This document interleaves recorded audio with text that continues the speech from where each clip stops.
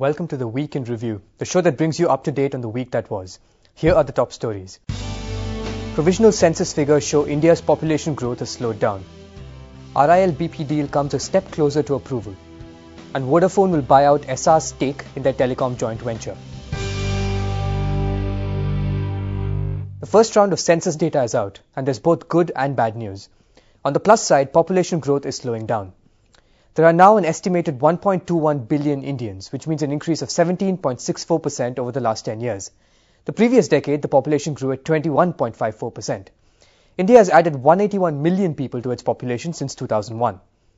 Meanwhile, the news on India's sex divide is mixed. The country now has nearly 624 million males versus 587 million females. That means an improvement in the overall sex ratio to 940 females for every 1,000 males. The trouble is the child sex ratio, which looks at kids up to 6 years of age, which has fallen to 914 from 2001's 934. The activists blame selective abortions for the fall. One other positive from the census is rising literacy. The male literacy rate has gone up to just over 82% from around 75 in 2001. And female literacy has increased to 65.5% from around 54% a decade ago. Overall, literacy is now at 74% from about 65%. Switching to corporate news, the 9th round of India's auctions of oil and gas blocks has received a lukewarm response. Of the 34 blocks offered in NELP 9, one was completely ignored, and the remaining 33 blocks received a total of 74 bids. Here's a look at some of the winners. ONGC made 28 bids by itself and in alliance with others, and won 12 blocks. Oil India snapped up 10, and RIL bid for 6 and won 2. And in related news, the Directorate General of Hydrocarbons has said production is falling at RIL's KG-D6 gas block. It projected that production could fall to 47 million standard cubic meters a day from the current 52. On the positive side for RIL, it's now a step closer to getting government approval for its mega deal with BP. Mint has learnt that RIL has given its applications for the deal to the Petroleum Ministry, and approval is expected by the second week of this month. The proposed deal could be India's largest ever FDI. It entails BP spending $7.2 billion for 30% stakes in RIL's fields.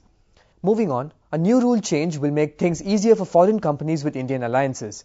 On Thursday, the government stuck down a policy that mandated foreign firms get approval from their Indian partners before making new ventures in the same field.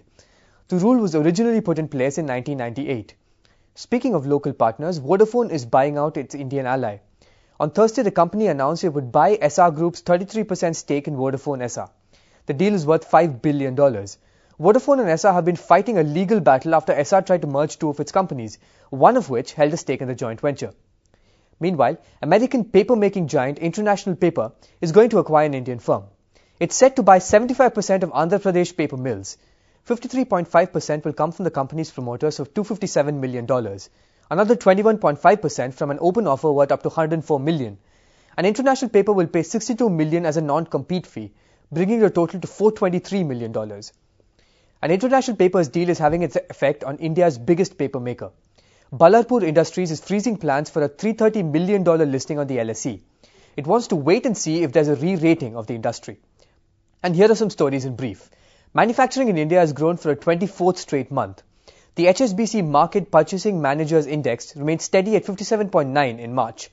That's exactly the same number as in February. Any figure above 50 on the index indicates a gain. O.P. Butt has retired from his position as State Bank of India chairman, but not before a parting shot at the RBI.